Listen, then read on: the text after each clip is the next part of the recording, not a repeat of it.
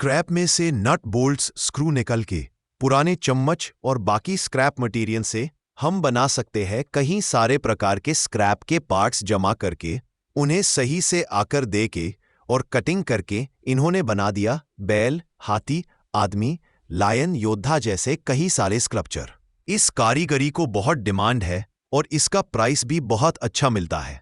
और इस टाइप के वीडियो देखने के लिए हमारे वीडियो लाइक करें और कौन से वीडियो देखना चाहते हो वो कमेंट करें और नए वीडियो के लिए चैनल सब्सक्राइब करें और बेल आइकॉन दबाएं।